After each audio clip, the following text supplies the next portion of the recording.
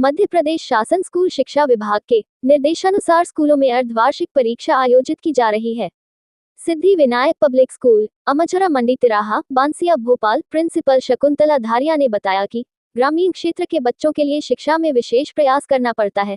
रविवार को भी विशेष कक्षाएं संचालित की जाती है। शकुंतला धारिया ने कहा कि सिद्धि विनायक पब्लिक स्कूल की स्थापना सन 2006 में की गई थी। सन 2019 से यह स्कूल नए भवन से संचालित किया जा रहा है। शकुंतला धारिया ने कहा कि शिक्षा के जरिए समाज में योगदान करने की भावना से ही स्कूल संचालित लिया जा रहा है। स्कूल भवन एवं सुविधाओं में विस्तार किया जा रहा है। उनकी कोशिश है कि ग्रामीण क्षेत्र के छात्रों को भी उचित सुविधाओं के साथ बेहतर शिक्षा मिल सके। 12वीं कक्षा तक Siddhi Vinayak public school MP board से मान्यता प्राप्त है।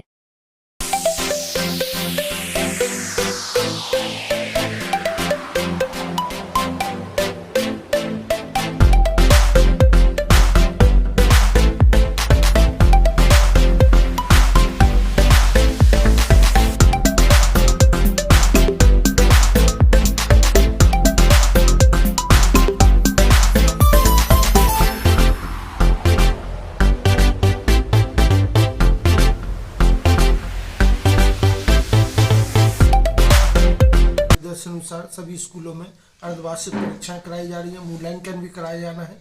विशेषकर भोपाल की जो पेरिफर पर स्कूल है, कुछ लोगों ने बेहतर शिक्षा देने का प्रयास किया है। Siddhi Vinayak public school at Amjhara Mandi Tiraha Bansiya, we have with us its principal Shakuntala Dhariya madam. जो अभी बच्चों की एग्जाम्स प्रिपरेशन है हाफ ईयर लेवल, क्या कहेंगे?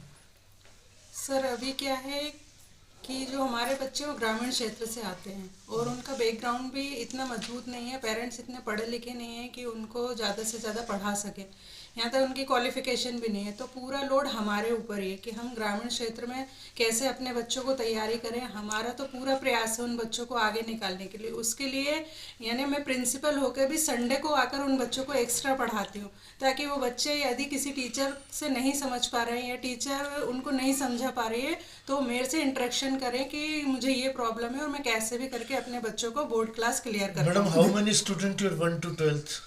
सर मेरे पास 170 बच्चे हैं। और 10th और 12th?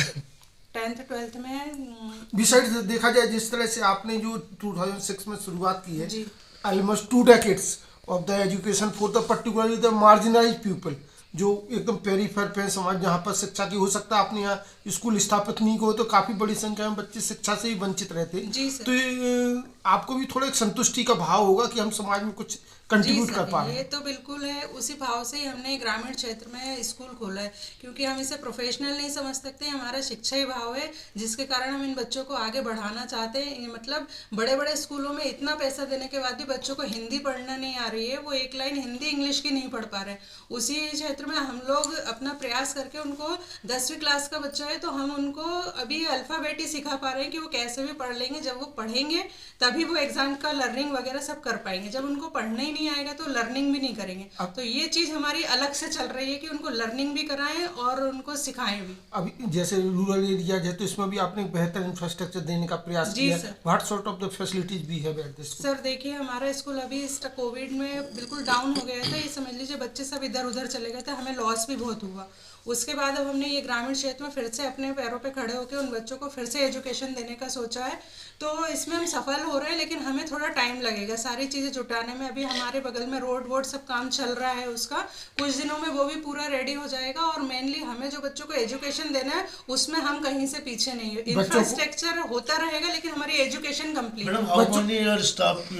सर 15 का स्टाफ है हमारे स्कूल में। बच्चों को आपने चूंकि कहा एजुकेशन देनी है, लेकिन जिस तरह से बिजनेस बैकग्राउंड से बच्चे आते तो यहाँ एजुकेशन के साथ ही आपको गार्जियन की भूमिका भी निभानी पड़ती है। हमें पूरा गार्जियन बनना पड़ता है, क्योंकि हम अपने पेरेंट्स को यदि बोलें कि स्कूल से जाने के बाद आप बच्चों को घर पे पढ़ाइए तो वो ये बोलते हैं कि हमें खुद नहीं आता तो हम क्या पढ़ाएंगे। तो हम इन बच्चों के ट्यूशन की नीड भी खत्म करते हैं, एक्स्ट्रा क्लास लगाते हैं। जिन बच्चों को पढ़ना नहीं आता है उनको अल्फाबेट से सिखाते हैं और फिर लर्निंग में उन्हें क्लास में मिलाते हैं। मन में आपके थोड़ा संतुष्टि का भाव होगा। आपने MSc बायोलॉजिस्ट किया है, एजुकेशन में आपने डिग्री ली है, तो कहीं कंट्रीब्यूट कर पा रहे हैं समाज में, तो एक संतुष्टि का भाव। बहुत संतुष्ट हैं हम अपने इस कार्य से और हम इसे आगे बढ़ाते ही रहेंगे, पीछे नहीं हटेंगे। It is Shakuntala Dharia.